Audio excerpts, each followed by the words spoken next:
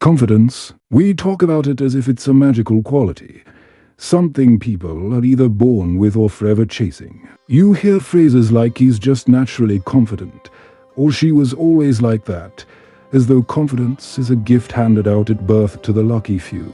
But the Stoics would shake their heads at that idea. They believed character is not inherited, it is cultivated. Strength is not a blessing, it is built. And confidence, the kind that transforms not just how others see you, but how you see yourself, is not a mystery. It is the daily result of how you live. That's what we're going to explore together. Not confidence as an abstract idea, not personality as something carved in stone, but confidence as a practiced 12 practices, to be exact. Habits that you can adopt every day. Habits that shape not just how you act, but who you become. Because the truth is, personality isn't fixed. You are not locked into who you were yesterday. Every choice you make is a brick, and every brick builds the person you present to the world.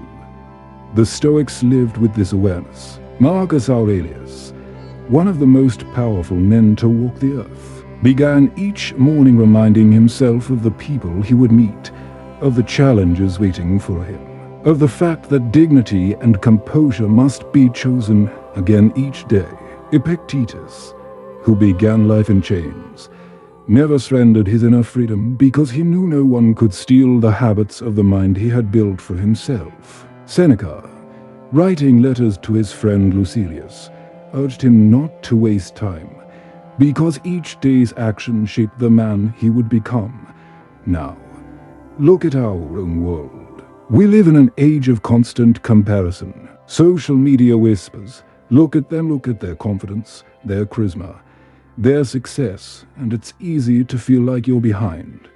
Like you weren't born with the same spark. But the truth is, most of what you admire in others is simply practiced. The way someone carries themselves, the way they smile, the way they speak clearly, the way they set boundaries, it's not chance. It's discipline repeated until it looks natural. What looks effortless is almost always effort hidden beneath the surface.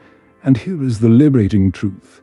You don't need to change everything overnight. You don't need to become someone new by tomorrow morning. Confidence is not built in leaps, it's built in increments. 12 daily habits, small enough to practice, powerful enough to transform. The more you repeat them, the more they stop being habits and start being your personality. But this isn't about faking it. The Stoics were not interested in superficial tricks. They didn't want you to paste on a smile while rotting inside. They wanted you to live so consistently with your values that confidence emerged naturally. They wanted you to embody your principles so fully that you could stand calm in storms, dignified in chaos, and shaken in the face of criticism. That's not performance, that's authenticity. And authenticity is the deepest source of confidence there is. Think of personality as a river. You might believe it's fixed, but it is always flowing, shaped by the rocks it moves past, the storms that feed it, the choices of direction it takes. Each habit you build is like guiding that current. Over time, the flow changes, the shape changes, and before long the river is nothing like it was when it began. That's you. You are not fixed. You are flowing. And the habits you practice each day are shaping the direction of your flow. So what will we do here? We'll take 12 habits, small actions you can practice every single day that build confidence not as a mask, but as a foundation. From how you carry your body to how you care for your mind. From how you speak to how you listen. From what you say yes to what you say no to. Each habit is simple, but each one reshapes the architecture of your personality. Put them together, and the transformation is profound. Before we begin, pause and reflect. You are not powerless. You are not at the mercy of some fixed identity that was set in childhood. The person you were yesterday does not control the person you can become tomorrow. Every day is a new page, and every page begins with the same question. What habits will I practice today? The Stoics would urge you to begin small, but to begin now. Don't wait for perfect circumstances. Don't wait for a magical spark of motivation. Because the truth is, the person you want to be is hidden in the habits you choose today. And if you practice them long enough, consistently enough, patiently enough, you'll wake up one morning and realize that the personality you once dreamed of is the personality you've become. This is the journey we're about to take. 12 daily habits, 12 chances to reclaim confidence, reshape personality, and live with the strength the Stoics believed every human can cultivate. Let's step into the first one together. And here is something vital to remember before we dive into the first habit. Confidence is not a prize waiting at the finish line. It's not a reward that appears only after you've achieved enough, earned enough, or been praised enough. It is the way you walk the path itself. It's hidden in how you carry yourself into the meeting, how you respond when someone doubts you, how you begin and end your day. Confidence is stitched into the fabric of ordinary moments. And the truth is, most people overlook this. They wait for a breakthrough, for a dramatic transformation, for a day when everything suddenly feels different. But the Stoic answer is clear. That day is today. That transformation is already here, hidden in the choices in front of you. So as you listen, don't just take notes, don't just nod along. Begin to imagine your own life, your own mornings, your own interactions reshaped by these habits. See yourself speaking more clearly, walking with steadiness, smiling with authenticity, setting boundaries without guilt. See yourself not as a different person, but as the truer version of who you already are, someone confident, calm, and unshakable. That vision is not far away. It begins with the very next choice you make. When you walk into a room, before you even open your mouth, people have already formed an impression. They don't wait for your words. They read your body, the way you stand, the way you hold your shoulders, the way you carry your eyes. All of it sends a message. And often, that message is louder than anything you could say. Body language is the first language of confidence, and unlike talent or genetics, it's something you can shape every single day. Think about the last time you saw someone walk in slouched, staring at the ground, shrinking into themselves. Without a word, you assumed they lacked confidence. Now picture someone else entering with their head upright, shoulders steady, movements calm. Instantly, the atmosphere changes. People turn. They listen. They take that person seriously. What's the difference? Not words, not wealth, not status, just presence. And presence begins with posture. The Stoics understood this. Marcus Aurelius, who lived surrounded by chaos and betrayal, wrote repeatedly about carrying himself with dignity, walking as though each step was deliberate, standing as though every breath had purpose. He knew that the body shapes the mind as much as the mind shapes the body. If your posture is defeated, your thoughts soon follow. If your body is steady, your mind is more likely to remain unshaken. Confidence isn't only internal, it is embodied. Modern science agrees. Studies on power poses show that standing tall, expanding your body, even for a few minutes, can lower stress hormones and increase confidence hormones. But you don't need to memorize a pose from a TED Talk to benefit. All you need is awareness. Awareness of how you sit when you work, how you walk when you enter a meeting, how you hold yourself in a conversation. The little adjustments matter. Lifting your chin slightly, rolling your shoulders back, planting your feet firmly. These micro choices add up, and over time, they tell your brain a consistent story. I belong here. I am steady. I am enough.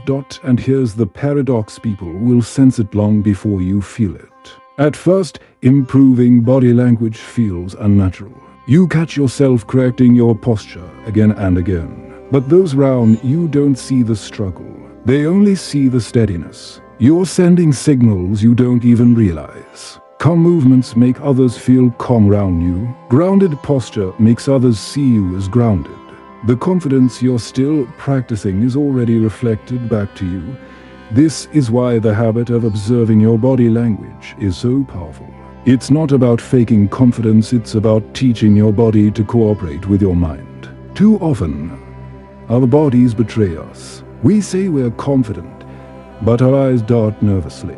We say we're calm, but our hands fidget. We say we're strong, but our shoulders cave inward. When your body and mind are out of alignment, people trust the body more than the words. But when they align, when your body reinforces the con you're building inside, the effect is magnetic. So how do you practice this habit? Start simple. Tomorrow morning, before your day begins, stand in front of the mirror. Don't judge, just observe. Notice where your shoulders fall, where your gaze rests, how your breath flows. Then just straighten your spine. Relax your jaw. Let your breath deepen. Throughout the day, use small triggers to remind yourself. Every time you check your phone, every time you open a door, every time you sit down to work, ask yourself quietly, what story is my body telling right now? If it's telling a story of fear or defeat, correct it. If it's telling a story of dignity, keep it. In modern life, this is even more crucial. Consider online meetings. You think the camera only shows your face, but people notice the way you lean in, the way you tilt your head, the way your eyes move. Consider job interviews or first dates. Before you utter a word, your presence is already speaking. Even casual moments, walking into a cafe, greeting a colleague, become opportunities to practice. Every space is a stage, but not the kind where you perform. It's the kind where you reinforce who you already are. The Stoics would say, your body is the vessel of your character. Treat it with dignity. Don't let it slump into defeat or collapse into anxiety. Carry it as though you were someone worth respecting, because you are. And the more consistently you do this, the more natural it feels. One day, you'll realize you're no longer correcting your posture. You're living it. You've become the person who walks tall, sits steady, moves with calm authority. So remember, people hear your body long before they hear your words. Let it speak with strength. Let it speak with dignity. Let it remind both you and the world that confidence is not a costume you put on, it is a presence you carry. And every day, with every choice, you are shaping that presence. Most people hear the phrase self-care and picture something indulgent. Bubble baths, spa days, vacations. But true self-care is not luxury. It's maintenance. Think of your body and mind as the tools with which you carve your life. A dull blade cannot cut. A neglected engine cannot run. In the same way, a neglected self cannot lead, cannot inspire, cannot live with confidence. Daily self-care is not selfish. It is responsibility. Imagine owning a car that you rely on every single day. Would you refuse to change its oil? Ignore the warning lights? Run it into the ground? Of course not. Yet many of us treat ourselves worse than the machines we own. We deny ourselves rest. We feed ourselves poorly. We flood our minds with endless negativity. Then we wonder why we break down under pressure. The Stoics knew better. Seneca reminded his students to treat the body with moderation and the mind with discipline, not because vanity mattered, but because self-respect did. Confidence cannot grow in a neglected vessel. When you ignore your body, your energy fades. When you neglect your mind, your thoughts scatter. When you deny your soul rest, you become restless. The world feels heavier, challenges feel harder, and suddenly you find yourself doubting what you once believed you could handle. Self-care isn't about pampering yourself. It's about ensuring that your body, mind, and spirit are strong enough to carry the weight of life. In modern times, we've been sold to lies. The first is hustle culture, the idea that you should burn yourself out to prove your worth. Sleep less, work more, Grind until you collapse. But exhaustion is not a badge of honor. It's a silent killer. The second lie is that self-care is vanity. That taking care of yourself makes you weak or self-absorbed. Nothing could be further from the truth. The Stoics would argue the opposite. Caring for yourself is the most rational, most responsible act you can take. Because your first duty is to govern yourself before you attempt to govern anything else. So how do you practice daily self-care in a Stoic way? Start with the basics. Sleep.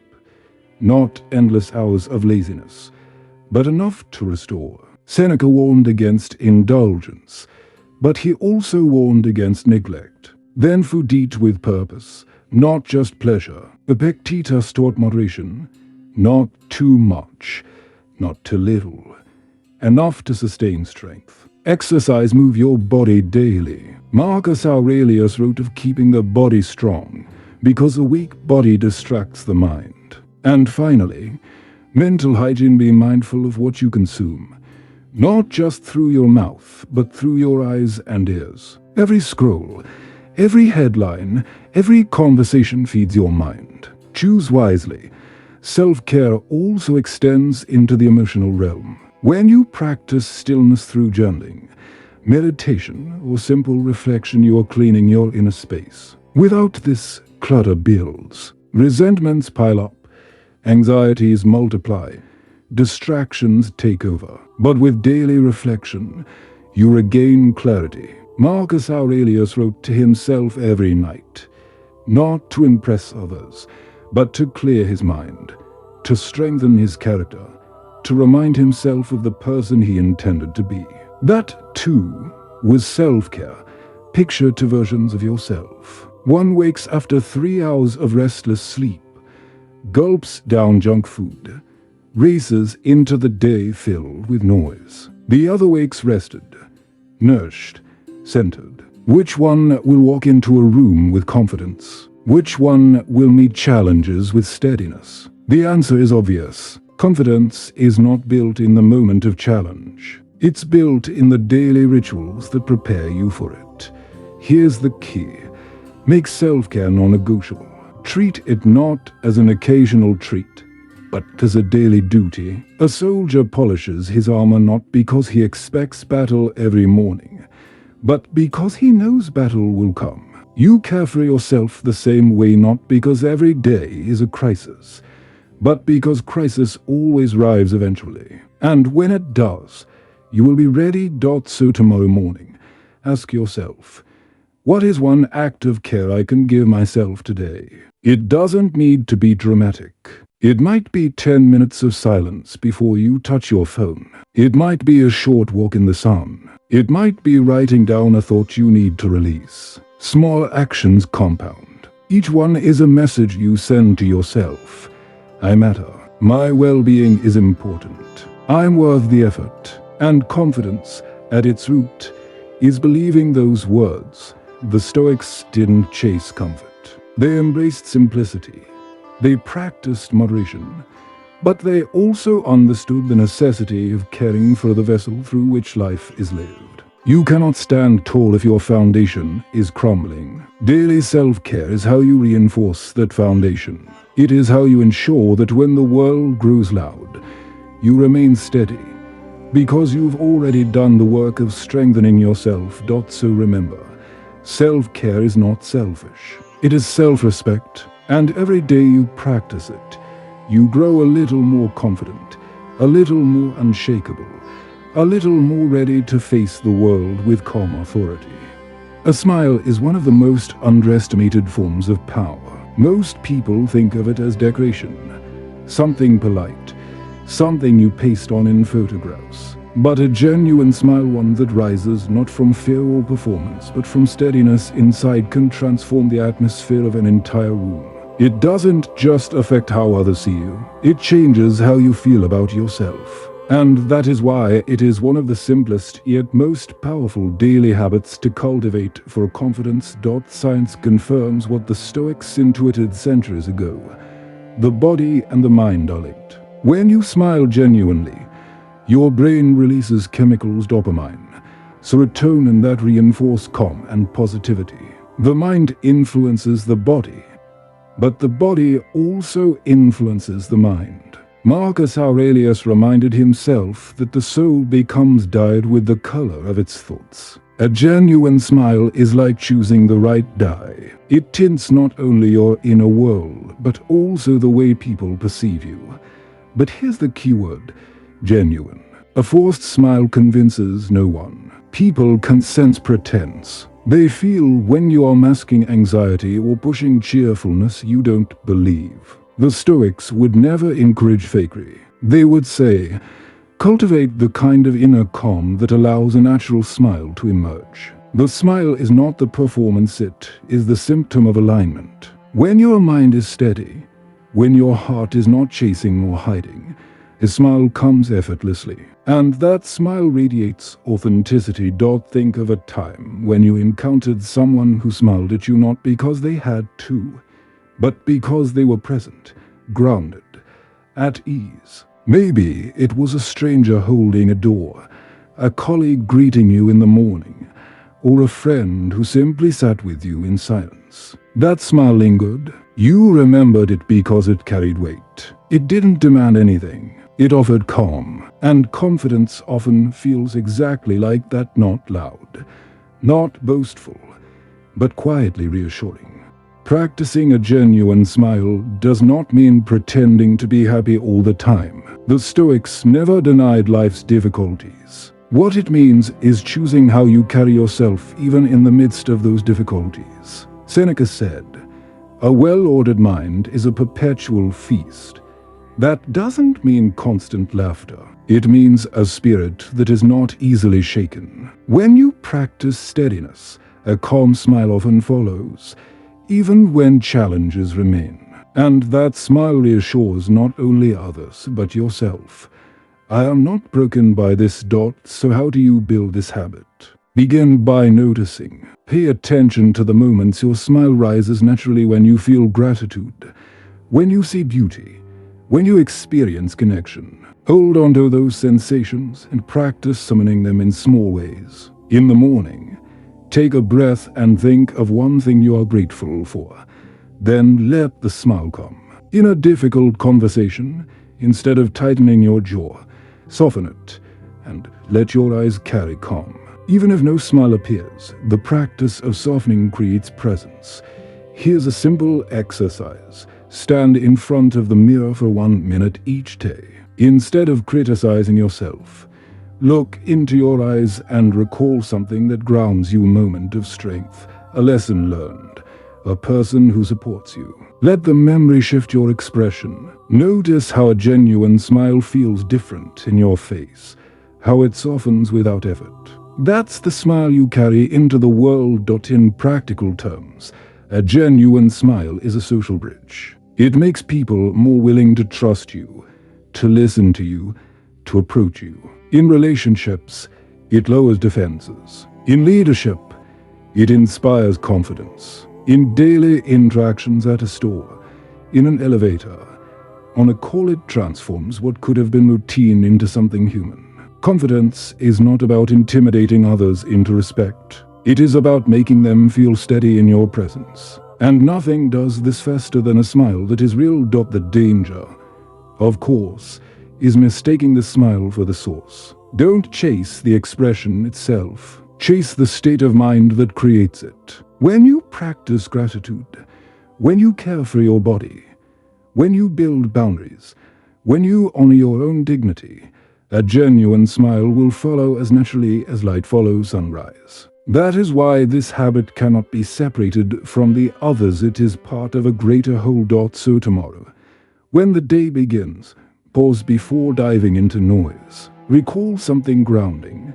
Breathe.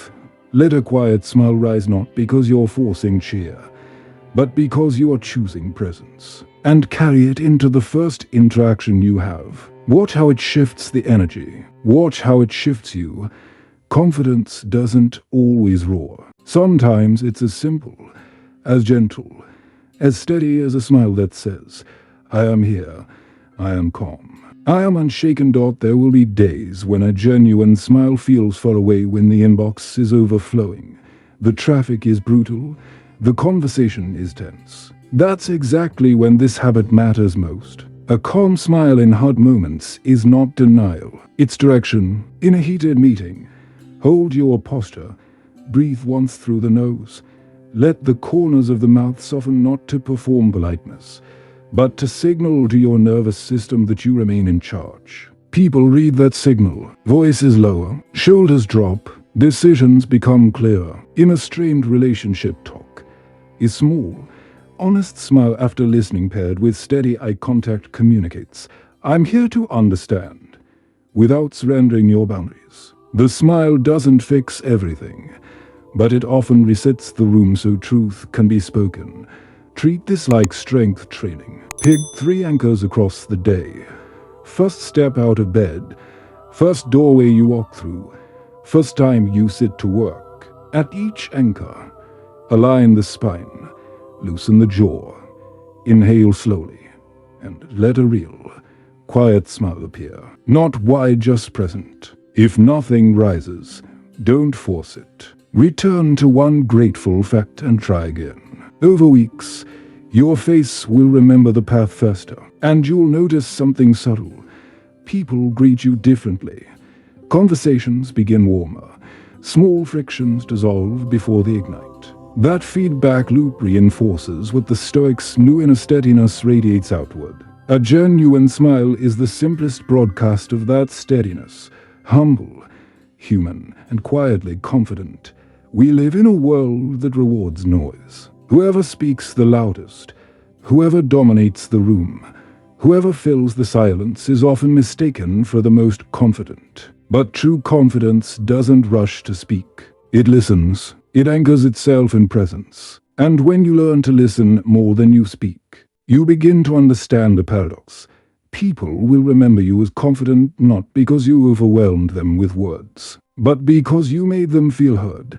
Epictetus gave us a reminder so simple that it feels like common sense, but is rarely practiced. We have 2 ears and 1 mouth, so that we can listen twice as much as we speak. The Stoics saw listening as discipline. To listen without interruption, without rushing to respond, without preparing your rebuttal while the other person is still speaking. That requires composure. It requires strength. The insecure mind feels threatened by silence. The secure mind allows it. Think of the last conversation where someone truly listened to you. They weren't staring at their phone. They weren't waiting for their turn to talk. They leaned in, their eyes steady, their body language calm. You walked away not just feeling understood, you walked away respecting them. That is the power of listening. It builds confidence in both directions. They feel valued. You appear grounded.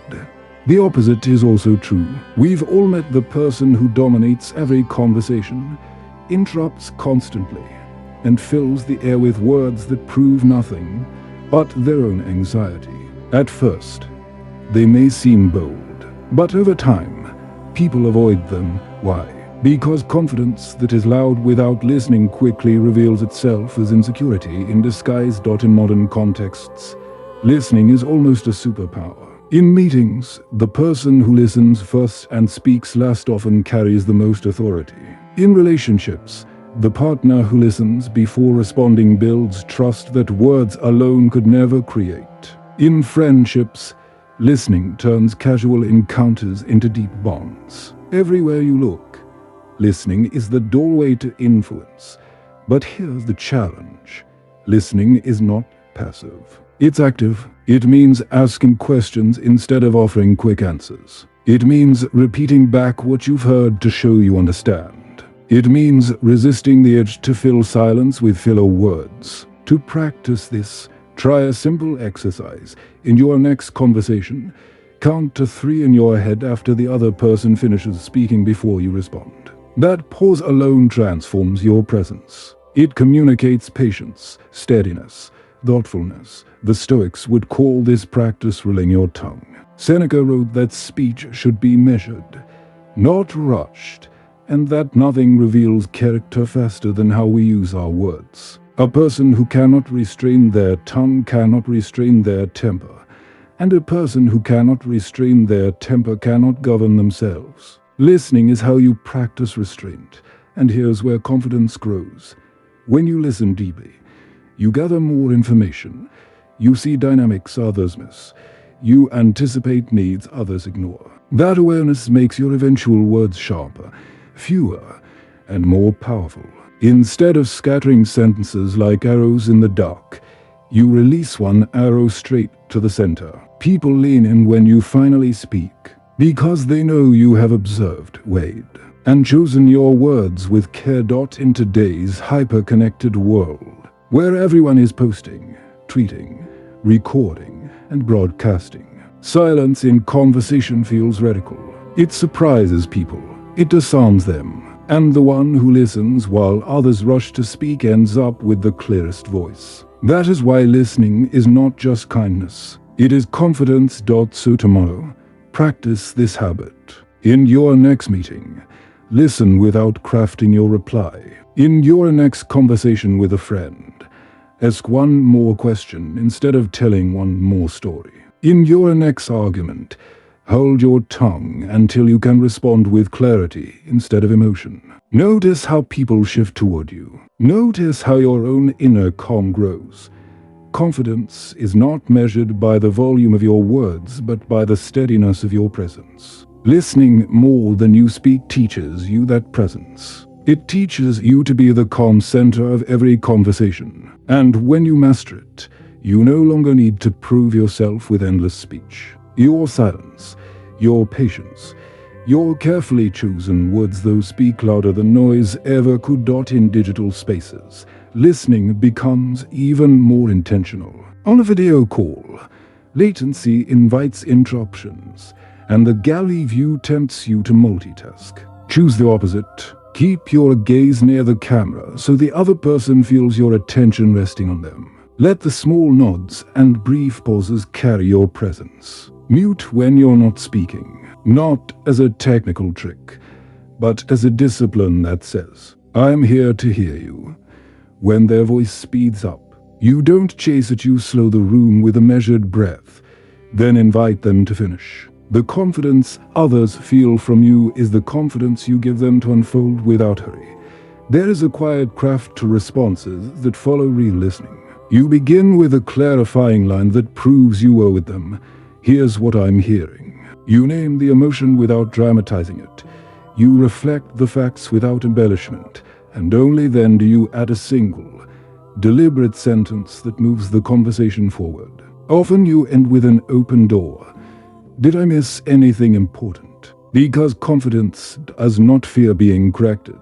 Afterward, when the call ends or the door closes, you resist the urge to rush on. You give yourself 1 minute to write what mattered to them, what remained unsaid, and what your next wise action will be. Over time, that minute becomes your edge. Fewer words, deeper bonds, and a presence people trust. Words are powerful, but only when they are delivered with clarity. Too often, people confuse confidence with volume. They believe shouting, speaking fast, or filling silence with endless chatter will make them appear strong. But true confidence does not rush. True confidence does not shout. True confidence speaks with clarity, and even more importantly, with calm. Think about the voices that stay with you. A teacher whose words landed in your memory not because they were loud, but because they were steady. A leader who spoke fewer words but carried authority in each one. A friend who calmed you in crisis, not with grand speeches, but with clear, measured sentences. These people embody a lesson the Stoics understood. Words are tools, and tools must be sharpened, not scattered. Seneca warned about the danger of careless speech. He said, "Speech that's too hasty betrays a lack of control. To speak clearly and calmly is to demonstrate mastery of the self." Your words don't stumble over nerves. They don't collapse under filler. They don't tremble with the need for approval. Instead, they are chosen, deliberate, restrained. That is what makes people listen. Clarity begins with thought. If your mind is cluttered, your words will be cluttered too. That is why the Stoics emphasize preparation. Marcus Aurelius wrote to himself daily, not to impress anyone, but to order his thoughts. When you take time to reflect, to organize, to understand what matters, your words naturally become more precise. A mind at war with itself cannot produce steady speech, but a mind at peace can express itself in sentences that cut through noise like a blade. Calmness is the second pillar. In conflict, many believe that raising their voice secures victory. But most arguments are not lost because of weak points, they are lost because of uncontrolled emotion. A calm voice in the middle of a storm disarms people more than shouting ever could. Calm speech says, "I am not ruled by this moment. I am ruled by myself." That composure is magnetic. People lean toward it. They trust it. Practically, this means slowing down. Notice your pace when you speak. Do you rush, filling space as though silence is your enemy? Or do you allow pauses, giving your words time to land? The pause is not weakness, it is strength. It shows you are not desperate to be heard, but confident enough to let the silence carry your meaning. Practice speaking more slowly than feels natural. At first, it may feel strange, but soon, you'll notice something. People pay closer attention when you don't race. Another practice is removing filler. Words like like, weaken clarity. They signal hesitation. Train yourself to replace them with silence. At first, the pause will feel awkward, but over time, it will feel powerful. Silence between words is like white space on a page. It makes the message stand out. Recalling yourself is another valuable tool. Many people have never truly heard their own voice. When you listen back, you'll notice patterns you never realized. Rushing, filler, mumbling, nervous laughter. Don't judge, observe, then practice again. Slower, clearer, calmer. Each time, you will refine the instrument of your voice until it becomes steady enough to carry authority. The modern world makes this even more important. Online meetings, video calls, voice messages. Your voice is often the first impression. In those spaces, volume and speed distort easily, but clarity cuts through. A calm, deliberate tone immediately communicates presence. It tells the listener, this person is grounded, this person is worth hearing. Imagine the contrast. In one corner, a person shouts, interrupts, and spills words until everyone is exhausted.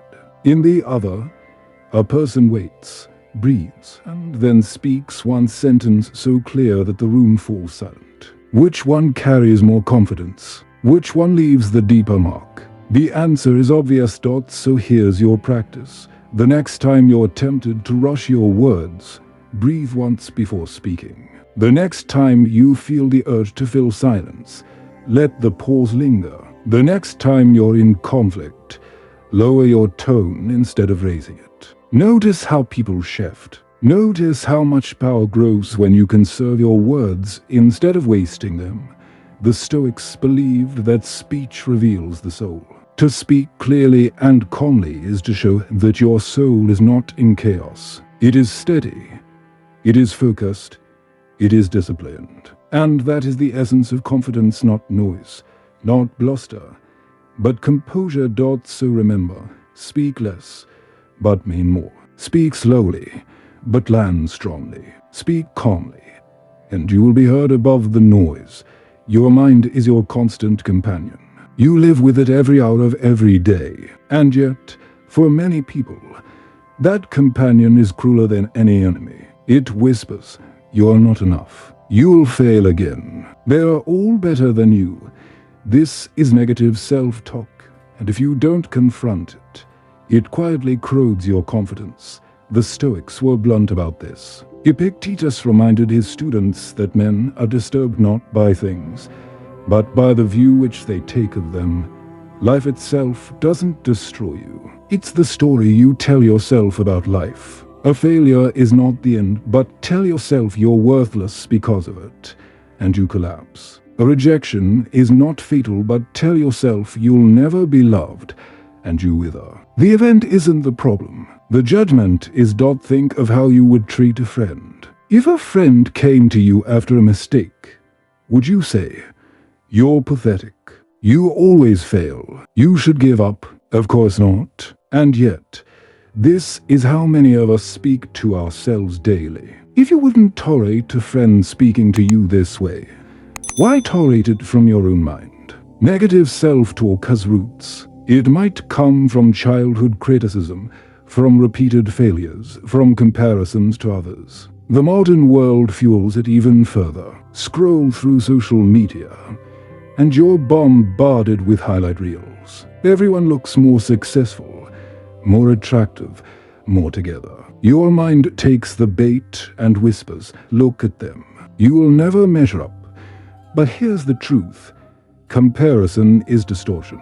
You're comparing your behind the scenes to their edited stage. No wonder you feel small.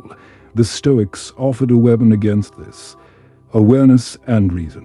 Marcus Aurelius wrote in his Meditations, "If you are distressed by anything external, the pain is not due to the thing itself, but to your estimate of it. And this you have the power to revoke at any moment."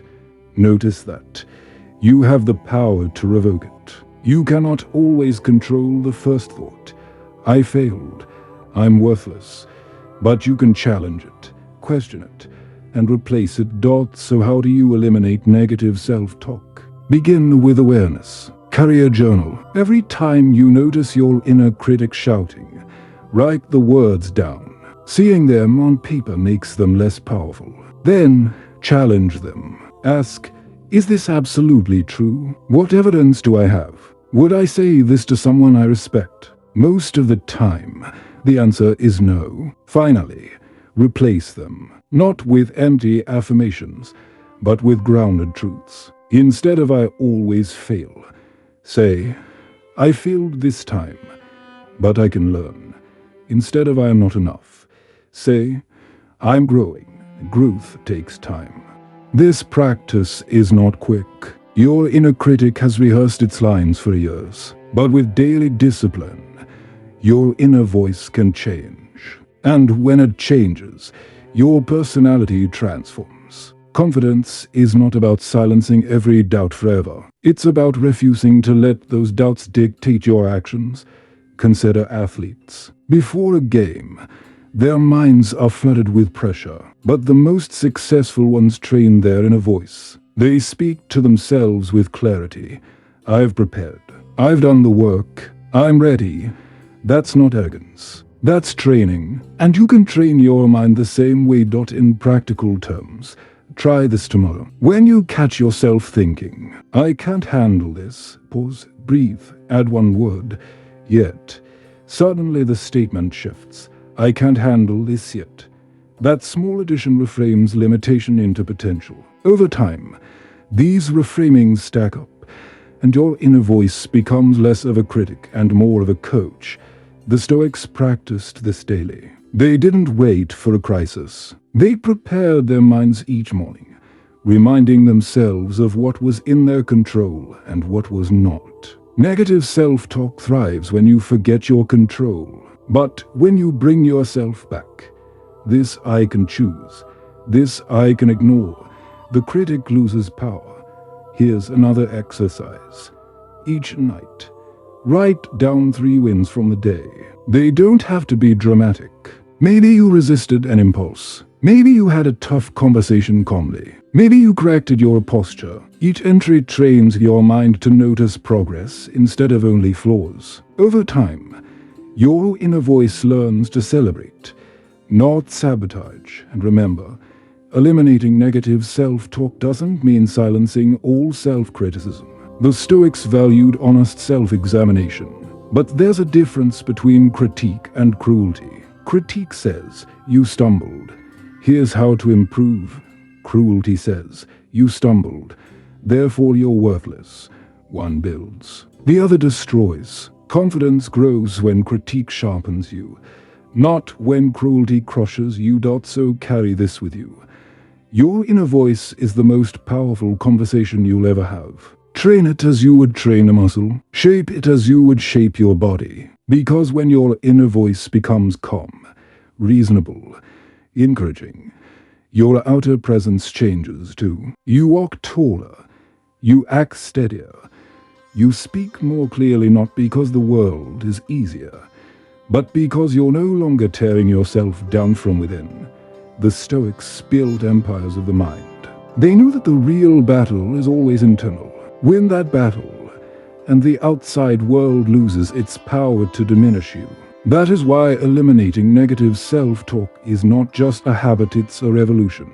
It is how you transform not only your confidence, but your entire way of being. There's one more Stoic tactic worth practicing. Write your counterscript. In the morning, anticipate the 3 most likely attacks from your inner critic. You'll mess this up. They won't care. You're behind. And pair each with a prepared response grounded in reason. I'll focus on my first next action. I'll serve with clarity, not chase approval. I'm on my path. 1 brick today. When the spike arrives, you won't improvise. You'll deploy and seal the day with a brief oath before bed. No insults from me to me. That line is small, but it's a border. Cross it less each week, and you'll feel the weather inside you change from storms of self-attack to steady winds of self-command. Confidence doesn't come from giant leaps. It comes from steady steps. Yet many people sabotage themselves by aiming too high, too fast. They set massive goals, expect overnight transformation, and when they fall short, they conclude, I'll never change. The truth is, confidence is not built in sudden explosions, it's built brick by brick, through small, achievable goals that create momentum. Think of a child learning to walk. They don't run marathons on day 1. They stumble, they fall, they take a few steps, and each step builds the next. But as adults, we forget this truth. We demand perfection from ourselves immediately. We expect to speak with confidence at the first presentation, to master discipline after 1 week, to build strength after 1 workout. And when reality proves otherwise, we call ourselves failures. The Stoics would call this irrational. Epictetus reminded his students, focus on what is in your control. The size of the mountain is not in your control, but the next step is. Marcus Aurelius wrote in Meditations, never let the future disturb you. You will meet it, if you have to, with the same weapons of reason which today arm you against the present. In other words, deal with today. Deal with the step in front of you. Small goals carry hidden power. They create proof. When you set a goal to walk 10 minutes each day, and you do it, you prove to yourself, I follow through. When you write 1 page, read 5 minutes, or resist 1 impulse, you reinforce identity. I am the kind of person who does what I say. That identity, built repeatedly, is the foundation of confidence. Confidence is not telling yourself you can, it's showing yourself you can, again and again, until you believe it. Modern psychology calls this the confidence-competence loop. Action creates success. Success builds belief. Belief fuels more action. The loop continues upward, but it always starts small. Too often, people wait for belief before taking action. But the Stoics knew action comes first. Do the thing, no matter how small, and belief follows. Here's the practice. Break down every ambition into steps so small they are undeniable. Don't say, I'll write a book. Say, I'll write 200 words today. Don't say, I'll transform my health. Say, I'll drink 1 glass of water first thing in the morning. Don't say, I'll never procrastinate again. Say, I'll start the task for 5 minutes. These steps are not trivial, they're training. Each one is like laying a single brick. Alone, it doesn't look like much. But day after day, you build a wall. And this is the paradox. Small goals feel almost too easy. You may think, how can this matter? But the easier the win, the more likely you are to repeat it. And repetition is everything. Seneca said, consistency is the greatest virtue. Consistency, not grandiosity, builds confidence. Consider the difference. Person sets a goal to run 5 miles every day. Does it twice, then quits. Person B sets a goal to walk 10 minutes daily. Does it for a month, then naturally extends to 20 minutes, then 30, then running. Who builds more confidence? Not the one who set the bigger goal, but the one who honored the smaller one. Small victories accumulate. They harden into belief. Another benefit. Small goals reduce fear. When the step is tiniest, the risk of failure shrinks. The critic in your mind has less to attack. And once you succeed at one small step, the critic quiets. You no longer argue with yourself about what's possible. You have proved. So tomorrow, choose one micro goal. Write it down. Keep it realistic. So realistic you cannot excuse yourself out of it. Then do it, and celebrate not with grand reward, but with recognition. Say to yourself, I followed through. Over weeks, those small moments become your story. They shape how you see yourself. And once you see yourself as someone who follows through, your personality shifts. Confidence no longer feels distant. It becomes daily. The Stoics weren't concerned with grand resolutions. They were concerned with discipline, repeated in the ordinary hours of each day. They knew greatness was simply virtue practiced consistently. Your confidence will come the same way, not from one dramatic moment, but from the accumulation of small goals on a dot. So remember, set goals small enough to start, strong enough to build, consistent enough to transform. Do this and confidence stops being an abstract wish. It becomes your lived reality, proven step by step. Clothes may seem superficial, but they speak long before you do. In every interaction, whether it's a meeting, a date, or simply walking down the street, what you wear tells a story. The question is, are you the author of that story?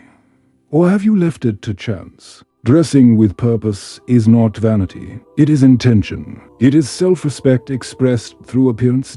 Think about the last time you met someone who looked careless in how they dressed. Wrinkled shirt, mismatched colors, maybe shoes falling apart. Without realizing it, you drew conclusions. This person might be disorganized, inattentive, maybe even unmotivated.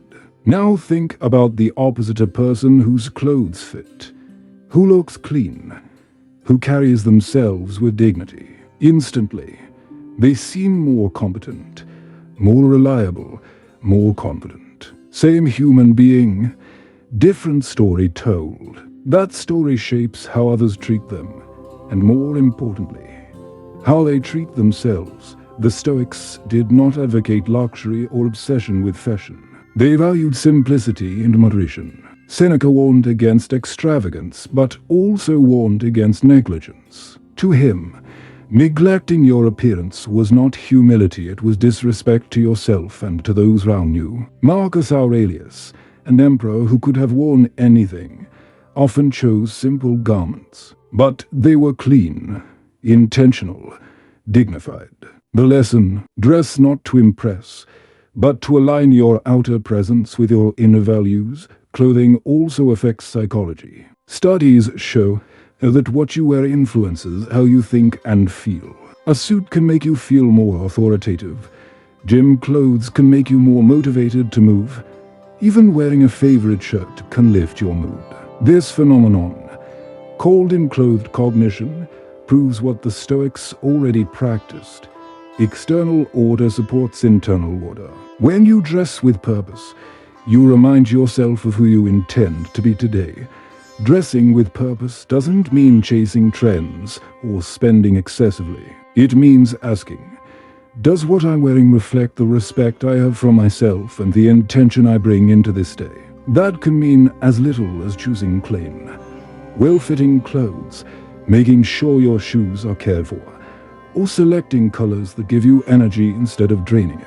It means treating your appearance as a tool, not an afterthought. Consider this scenario. Two people wake up for the same remote job. One rolls out of bed, stays in pajamas, drags through the day. The other takes a shower, puts on clothes that make them feel sharp, even if no one sees them. Who carries more confidence into their work? The second, because confidence is not just about how others see you, it's about how you see yourself in the mirror. Here's a practice. Build a confidence wardrobe, not one filled with expensive labels, but one curated with care. Keep only what fits, what feels purposeful, what aligns with who you are becoming. Donate the rest. In the morning, instead of asking, "What's clean?" ask, "What story do I want to tell about myself today?" This small shift creates a ritual of intention. Rituals build identity. The beauty of this habit is that it compounds. At first, it feels like effort, but soon, it becomes natural. You no longer rush out the door looking half prepared. You leave knowing your outer world matches your inner dignity. That congruence builds quiet confidence. You don't need to explain yourself. You don't need to seek approval. Your presence speaks before you do. And remember, dressing with purpose isn't about impressing strangers. It's about reinforcing your own self-image. Each time you present yourself with care, you remind your mind, "I am worth the effort. I carry myself with dignity. I live deliberately, not accidentally." That repetition seeps into your personality. Over time, people sense it, and you sense it most of all. So tomorrow morning, don't dress on autopilot. Choose with intention, even if no one will see you, even if the day seems ordinary. Treat it as practice, because confidence is not reserved for special occasions. It is built in the ordinary hours, and dressing with purpose is one of the simplest, most powerful ways to practice. There's also a deeper Stoic layer to this. When you dress with care, you are practicing what they called prohairesis, the deliberate choice to act according to reason. You're telling yourself, "I choose not to drift. I choose to direct." That choice spills into the rest of your day. If you begin by choosing your clothing with intention, you are more likely to choose your words with intention, to choose your actions with intention, to choose your reactions with intention. The small act of dressing becomes a rehearsal for a living deliberately. And here's the paradox. When you no longer dress to impress, but to align, people respect you more. They see a person whose outside reflects inner order, and that order feels trustworthy. This is why dressing with purpose is not shallow, it's spiritual. It's not about showing off, it's about showing up. And confidence always begins with showing up fully. Even in the details, the eyes tell the truth long before the mouth does. We've all felt it. The power of steady eye contact and the unease of its absence. A person who avoids your gaze feels uncertain, fragile, even deceptive. A person who holds your eyes with calm steadiness feels confident, trustworthy, and present. Eye contact is one of the most universal signals of confidence, and yet it's a habit so many neglect. Why is it so powerful? Because eyes reveal presence. To look someone in the eye is to say, without words, "I am here. I see you. I am not afraid of being seen." The Stoics taught that virtue is revealed in action, not in promises. Eye contact is one of those actions. It's a demonstration of composure. Epictetus reminded his students that true freedom is the ability to stand unshaken before others. Meeting someone's gaze calmly is a daily rehearsal of that freedom. But here's the distinction. Confidence in eye contact is not about staring aggressively or trying to dominate. That's insecurity disguised as boldness. True confidence is steady, relaxed, human.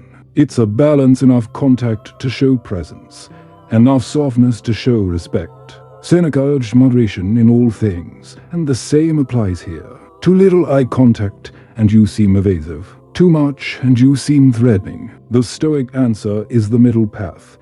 Calm, deliberate, genuine. Think about your own experiences. In job interviews, who leaves the stronger impression, the candidate who nervously glances away, or the one who maintains steady eye contact as they answer calmly? In relationships, trust is built not only in words but in the way eyes remain connected. In daily encounters, a cashier, a colleague, a stranger, eye contact transforms a routine exchange into a moment of acknowledgement. And acknowledgement builds respect. Science supports this. Research shows that people who maintain appropriate eye contact are rated as more confident, competent, and likable. Eye contact even regulates conversation flow. When you look at someone as you finish speaking, it signals their turn. When you hold eye contact while listening, it communicates attention. These micro-signals shape the entire tone of an interaction. So how do you practice this habit without slipping into awkwardness? Start with intention. In your next conversation, notice your tendency. Do your eyes dart away quickly? Do you overcompensate and stare too long? Awareness is the first step. Then, in for a balance, hold eye contact for about 70% of the conversation, especially while listening. When speaking, look away occasionally to gather thoughts, then return. Let it flow naturally, like waves, not rigid, not forced. Another practice is the mirror exercise. Spend a minute each morning looking into your own eyes, not to critique, but to connect. Notice the discomfort, the urge to look away, the thoughts that rise. With time, this builds familiarity. If you can meet your own gaze without flinching, you will find it easier to meet others. Single quotes.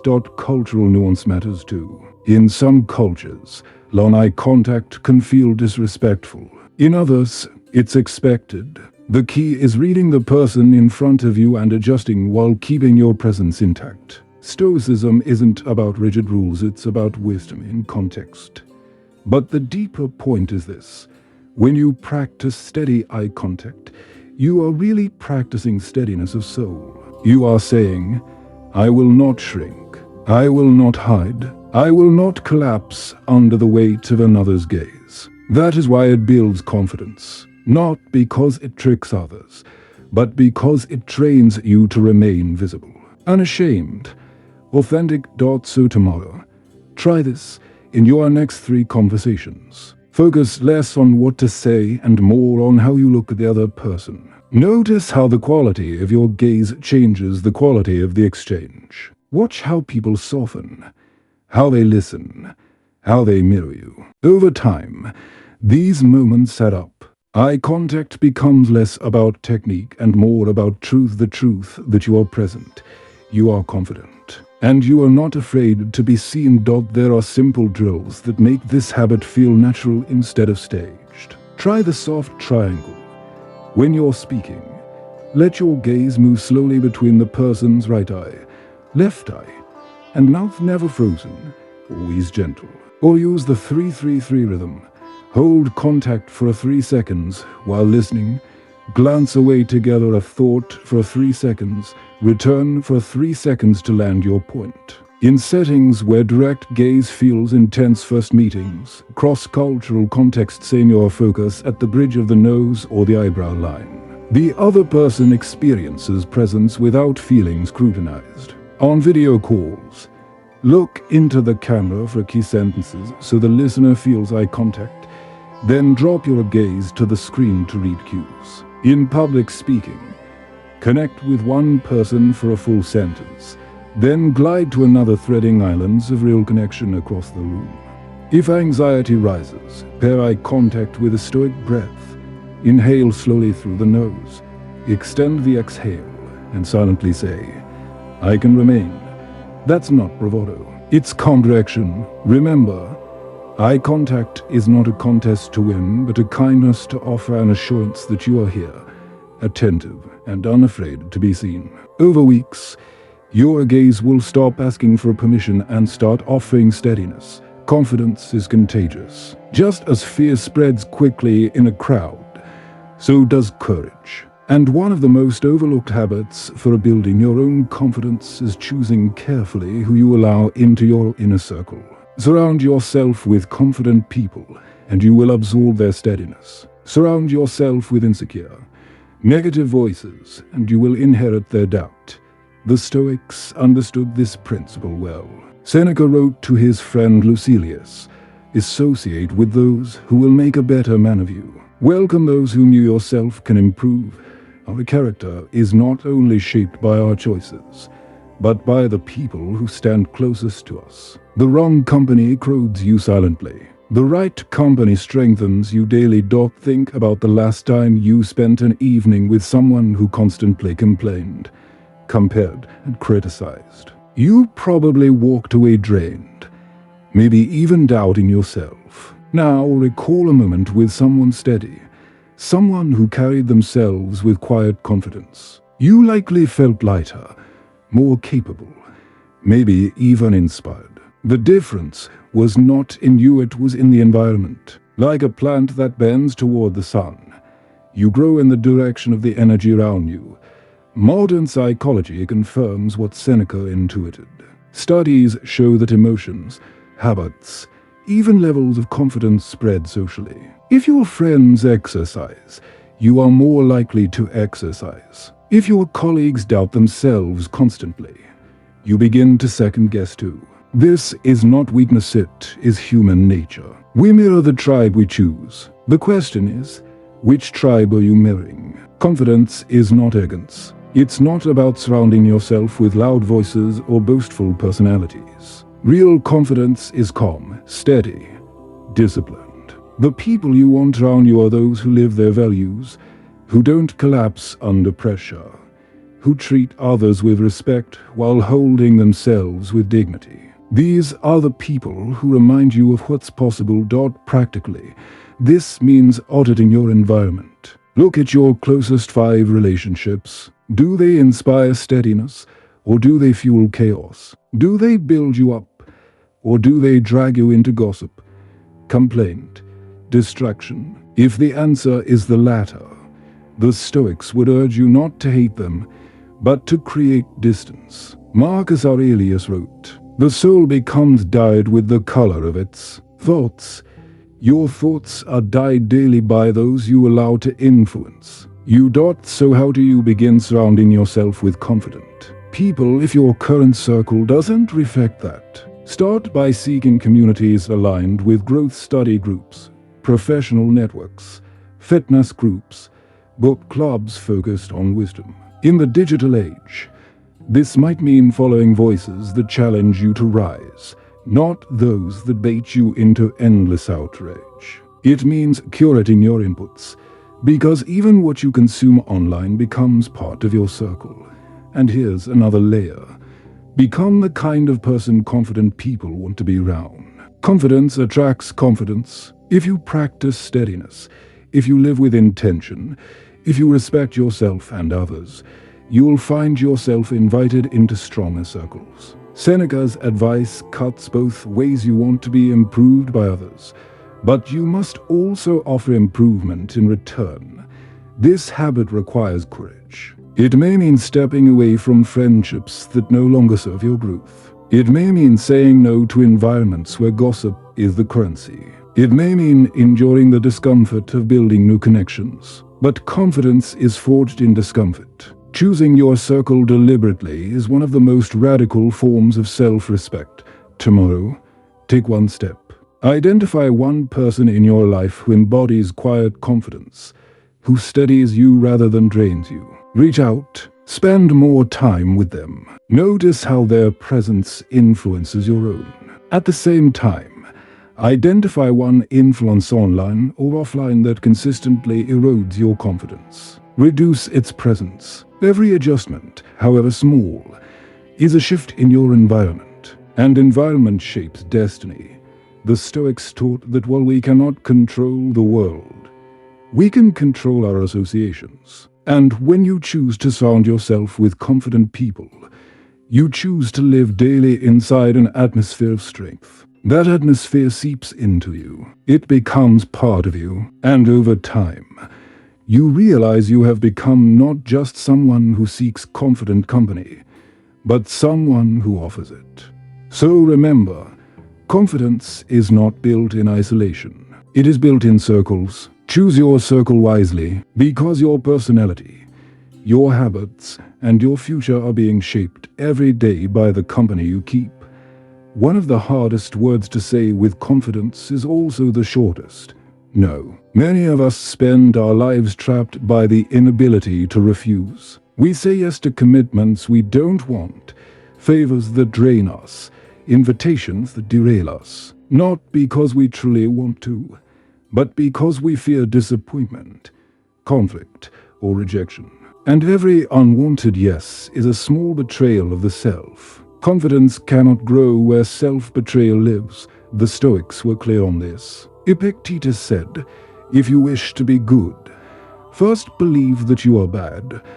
What he meant was, recognize your weakness before you can strengthen it. For many, weakness lies in the inability to say no. We want to be liked. We crave approval. We imagine that saying yes will buy us love. But in truth, constant yeses often earn only exploitation. People respect those who live by their principles, not those who abandon them at every request. Think about the times you said yes when you meant no. You agreed to a project that buried you in stress. You went to a gathering that left you empty. You lent energy to someone who gave nothing back. In those moments, did you feel more confident? Or did you walk away smaller, frustrated, even resentful? Confidence erodes when your words and your values are misaligned. To restore it, you must realign them.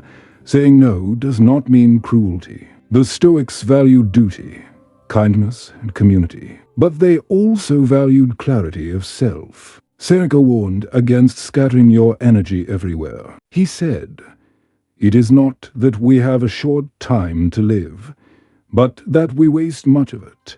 Every misplaced yes is wasted time, wasted energy, wasted self." Saying no is how you reclaim it. The difficulty, of course, lies in the guilt. We imagine that no makes us selfish and kind, cold. But guilt is often just the echo of conditioning. From childhood, many of us are trained to please. Yet consider this. If you say yes while your heart says no, is it kindness or is it dishonesty? True kindness is chosen freely, not given resentfully. True confidence is the courage to disappoint others rather than betray yourself. How do you practice this habit? Start small. Practice saying no in low-stakes situations, declining an extra portion of food you don't want, refusing a subscription you'll never use, turning down a minor request when your schedule is full. Each small no strengthens the muscle. Over time, you will find it easier to say no in higher stakes. To the colleague who dumps work on you, to the friend who manipulates your generosity, to the toxic relationship that demands your energy but gives nothing in return. A practical tool is the pause. When asked for something, resist the reflex to answer immediately. Say, "Let me think about it." That pause gives you space to weigh whether the request aligns with your values. If it doesn't, respond with a clear no without over-explaining. Over-explaining betrays insecurity. A simple, calm, "I can't commit to that right now," is enough. Another tool is reframing. Instead of seeing no as rejection, see it as redirection. Every no is really a yes to something else, a yes to your priorities, your rest, your growth. When you decline an invitation to protect your focus, you are not closing a door. You are opening the right one.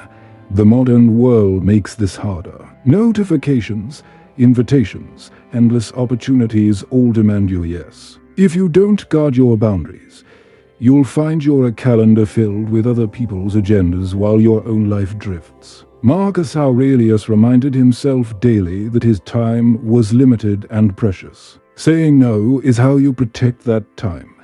And here's the paradox. People respect no more than they respect yes. When you always agree, Your words carry little weight, but when you choose carefully, your yes becomes valuable. Your agreements mean something because they are not automatic. Confidence grows not just from what you accept, but from what you refuse. So tomorrow, try this. Choose one request you would normally accept out of guilt or habit, and decline politely but firmly. Notice the discomfort. Sit with it. Then notice the relief that follows, the small surge of confidence that comes from honoring your truth. That feeling is the beginning of freedom. The Stoics lived with clarity. To live well is to live aligned with reason and virtue, not with the fleeting desires of others. Saying no is not rebellion against others, it is allegiance to yourself. And when you master it, guilt fades, resentment disappears, and confidence grows in the quiet space you've reclaimed. Remember this, every no is not just an ending. It is an affirmation. It is you saying, I know my values. I know my limits. I choose my life deliberately. And that is the foundation of unshakable confidence. How you begin your day shapes everything that follows. The Stoics knew this, which is why Marcus Aurelius started each morning by reminding himself of the challenges he would face and the mindset he would need to meet them. He didn't stumble into the day hoping for calm, he prepared for it. That preparation is what we now call a morning ritual. And if you want lasting confidence, you cannot afford to let your mornings be ruled by chaos. Consider the way most people begin. The alarm blares, they grab the phone, scroll through messages, check headlines, maybe glance at social media. Within 5 minutes, they've already surrendered their attention to the world. Anxiety floods in. Comparison begins, and the mind is no longer their own. They've started in reaction, not intention. And from that reactive beginning, the rest of the day unravels. Now imagine the opposite. You wake, breathe, and pause before anything else. You take a moment to center through silence, journaling, reading, or reflection. You set your posture, your mindset, your intention. Instead of entering the world fragmented, you enter it whole. This is the power of a centering ritual. It doesn't make the day easy, but it makes you steady. And steadiness is the root of confidence. The Stoics practiced this deliberately. Marcus Aurelius wrote passages to himself as reminders that people would be difficult, that circumstances would be harsh, but that his response was his own. This was not pessimism, it was honor. By facing reality in advance, he strengthened himself to remain calm when the challenges arrived. You can do the same. Your ritual does not need to be elaborate. It only needs to be consistent. 5 to 15 minutes is enough to shift the trajectory of your day. Begin with the body. Stand. Breathe deeply. Maybe stretch or move gently. Then the mind. Write a few lines about what matters most today. Identify one priority, one value to guide your actions. Finally, the spirit. Remind yourself of perspective. This might be through a Stoic reflection, a line of gratitude, or a brief meditation. 3 simple steps: body, mind, spirit can transform mornings from rushed survival to deliberate strength. Modern science echoes this ancient wisdom. Studies show that people who start the day with intentional routines, whether exercise, journaling, or meditation, report greater focus, resilience, and confidence throughout the day. The brain, like clay, is most malleable in the morning. What you impress upon it early leaves marks that last. Think of mornings as the foundation of a building. If the foundation is shaky, the structure wobbles no matter how well you design the rest. But if the foundation is solid, everything above it stands strong. Your ritual is that foundation. It may feel small, even trivial, but over weeks it reshapes your character. Here's an example. Suppose you start each morning by writing a single line. I will act with dignity today. Over time, those words seep into your behavior. In meetings, in conversations, in conflicts, you find yourself returning to them. The ritual plants the seed, daily repetition waters it. Eventually, dignity becomes not just a thought but a habit. That's the compounding effect of a morning ritual. The beauty is that it's yours to design. Some prefer movement, push-ups, walking, yoga. Others prefer silence, meditation, prayer, breathing. Others still prefer reflection, reading a Stoic passage, journaling. The form matters less than the intention. To begin your day on your terms, with your values, not with the noise of the world. And here's the paradox.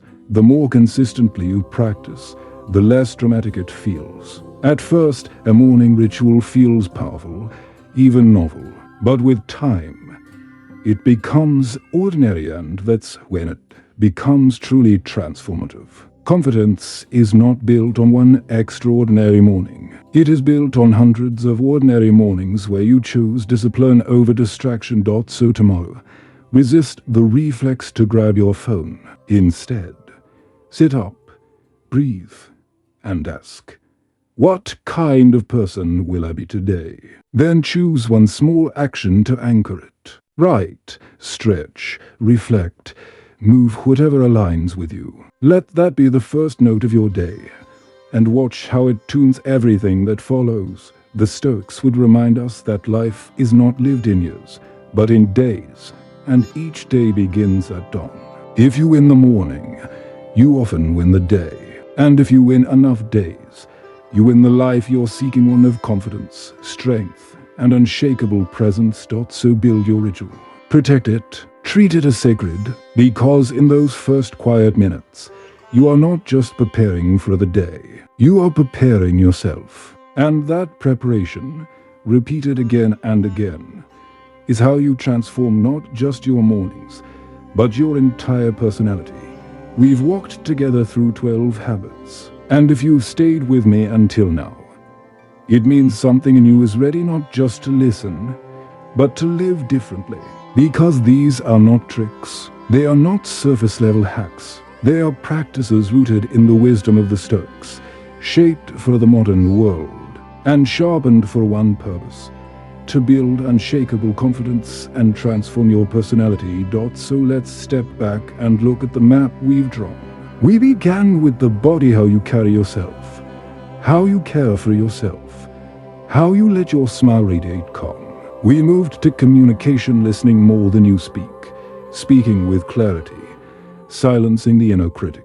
Then to growth, setting small goals, dressing with intention, holding steady eye contact. And finally, to environment, choosing who you walk with, learning to say no, and beginning each day with a ritual that centers you.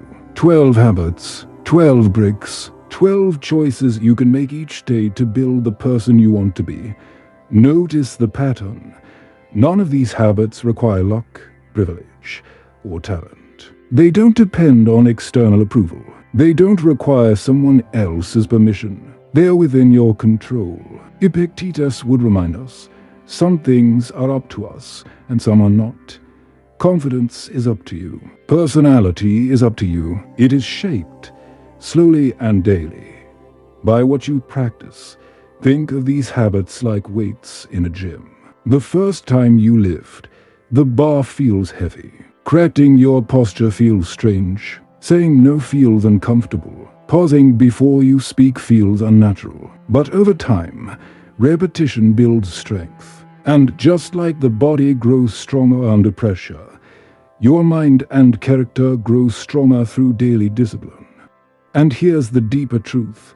Each habit is not just about confidence, it's about freedom. When you control your posture, you are free from appearing smaller than you are. When you practice self-care, you are free from exhaustion ruling your day. When you eliminate negative self-talk, you are free from being your own worst enemy. When you say no, you are free from living by others' agendas. When you start your day with a ritual, you are free from chaos owning your morning. Confidence and freedom are two sides of the same coin. But let's not pretend this will be easy. Old habits cling. The voice of doubt will return. The urge to please will tempt you. The reflex to explain will pull at you. This is why practice matters. You don't master these habits once you rehearse them every day. Marcus Aurelius wrote, "When you rise in the morning, think of what a precious privilege it is to be alive, to breathe, to think, to enjoy, to love. That privilege is your chance to begin again. Each morning, a rehearsal. Each day, a chance to strengthen. So what should you do now? Don't try to master all 12 at once. Choose one. Maybe it's posture. Maybe it's eliminating one piece of negative self-talk. Maybe it's building a morning ritual. Choose the one that speaks to you most and live it for a week. Then add another. Layer them like bricks, one by one, until the structure is strong. And here's the challenge. Commit publicly. Confidence grows when you move from thought to action, from private intention to shared declaration. In the comments, write which habit you will begin with. Maybe this week I will practice saying no without guilt, or I will start my mornings with a ritual, or I will listen more than I speak. Write it. Claim it. Let the words anchor your commitment. Because here's the paradox: confidence isn't about waiting until you feel ready. Readiness comes from action. By practicing the habit, you create the confidence. By walking the path, you become the person. Waiting only delays the transformation already available to you. And don't do it alone. Share this with someone who needs it. Maybe a friend drowning in self-doubt, a colleague struggling with presence, a loved one who doesn't see their own worth. Walk the journey together. Surround yourselves with confident practices, and watch how your circles transform. Finally, if you want to keep building, if you want weekly reminders, practices, and reflections drawn from Stoicism to sharpen your mind and strengthen your spirit, stay connected here. Subscribe, follow, return. This is not just a channel, it's a practice ground. Each week we build together, so that when life grows heavy, you don't collapse, you stand. So let's seal this with a final Stoic affirmation. Say it out loud, or write it down.